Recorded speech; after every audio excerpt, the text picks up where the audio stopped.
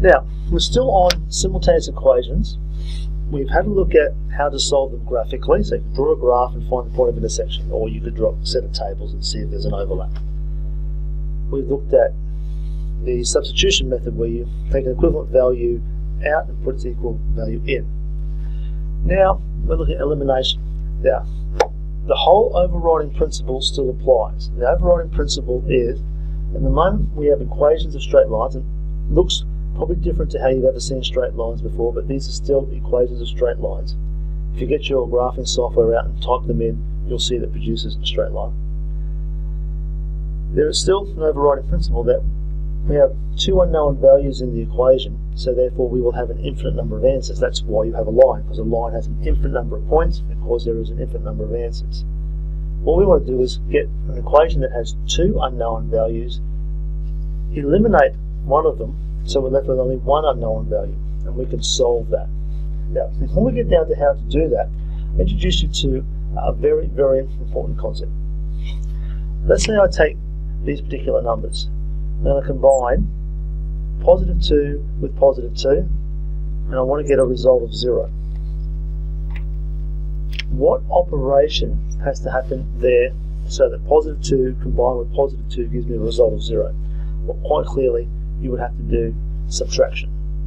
Positive, take away, positive 2, take away positive 2 will give me 0. Now, let me just add in this idea now. Let's say I had negative 2 combined with positive 2, and I want to get a result of 0. So, what operation do I need to do to combine those two to get the result of 0? Well, negative 2, obviously I'm going to have to add positive 2 to get a result of 0. Why am I looking for a result of 0? Because I want to be able to eliminate one of these unknowns. I want to end up with 0 lots of x, or maybe 0 lots of y. So I'm going to do some combining here. Now, the last example would be, how if I had negative 2 combined with negative 2? What operation here is needed to give me a result of 0? If you said plus, that's not really good, because negative 2 plus negative 2, so 2 negatives, add in 2 more negatives, you've got 4 negatives, so it's not going to be plus, it's going to be take away. Because if I've got 2 negatives, and from that I take away 2 negatives, so 2 negatives are present, take them out, what am I left with? 0. Here's what you need to keep in mind. We're going to try and combine numbers together by either adding or subtracting to produce a result of 0. First of all, what numbers, and how do we remember how to combine them? So let's have a look at what we've got over here. Here's what you need to look at. Look at the coefficients of x. This has got a 3 and this has got a 4. They're different numbers. But over here, this is y's got a 2 and this y's got a 2. They're the same numbers. If coefficients of one of the unknowns are the same, that's our target where we're going to start working. So I want to, because I have 2 lots of y here, I want to combine it with 2 lots of y here to get a result of no lots of y. So this 2 is positive, this 2 is positive. How do I combine two positive numbers to get a result of 0? I subtract them. So what I'm going to do is I'm going to say, I'm going to do equation number 1, and from it I'm going to take away all of equation number 2 to produce the following result. What does that mean? How does it work? Well, it's already set up nicely like a subtraction, isn't it? If you put your line there, put a bracket around that and do a subtraction, you can read the answer off very easily. So reading from top to bottom, 3 lots of unknowns, take away 4 lots of the unknowns, gives me a negative 1 of my unknown x. Then look at my y coordinates. I've got positive 2 lots of y, take away positive 2 lots of y. I have no lots of y's present. The y's have been eliminated. And then I look at the numerical part. I have 16, take away 18 is negative 2. Therefore, if the negative of my unknown is negative 2, the positive of my unknown must be positive 2. I've just found the x-coordinate of where these two lines intersect each other. So that's my first step. Eliminate one of the unknowns. I'll even put in there, step 1. Now, step 2.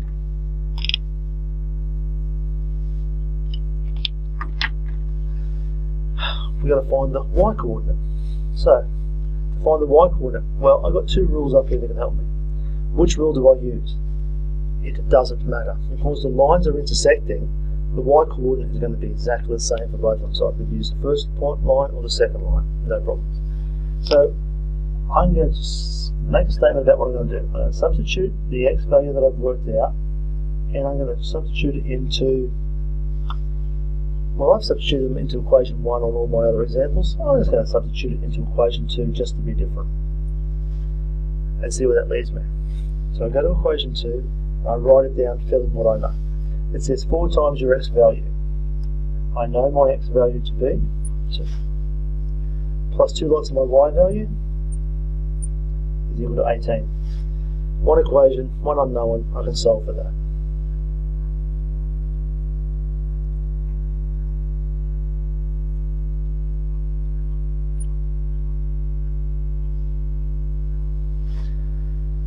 And there is the y coordinate. So now it looks like the simultaneous solution, the point where they intersect, is the point 2, 5. Now the last video I said I was going to introduce one more concept to you, and that was this third step called verify. I said verifying was when we came at our solution by a different process. So what I've done, I've worked out x. Now, what I've done is I've used the second equation to work out y. So I'm now going to go and use my first equation to work out y. And if it gets to be the same answer, I'm fine. So what I'm going to do is I'm going to substitute my answer into equation number 1 and see if I get an answer that makes sense. Obviously, if you've done this right, it will make sense. But every so often you make little stuff-ups. I make little stuff-ups. And this verifying process will find out for you if you've made a mistake.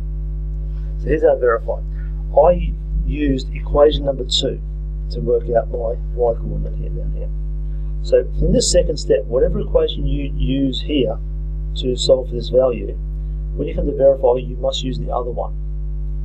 So I used equation 2 to solve for this, so I'm now verifying only use equation number 1.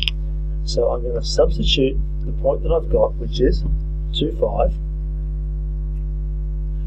into equation number 1, the other one I haven't used, to produce the following result. So equation number 1 is 3 times my x value.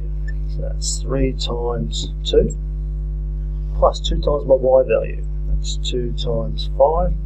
I should get a result of 16 if I'm correct. So that's 6 plus 10 equals 16. That's a true statement, therefore it's verified. So therefore, simultaneous solution is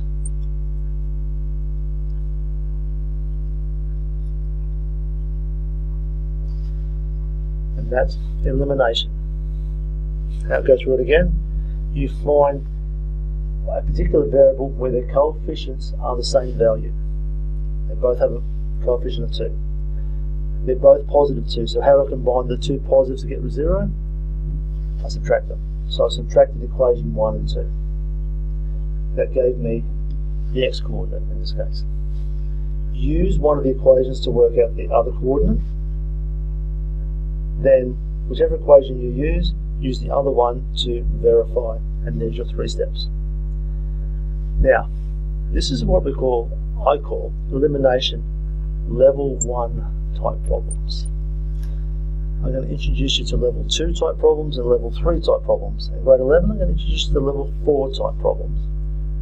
They're exactly the same procedure, exactly the same concepts, exactly the same steps, but they get just a little bit more complicated.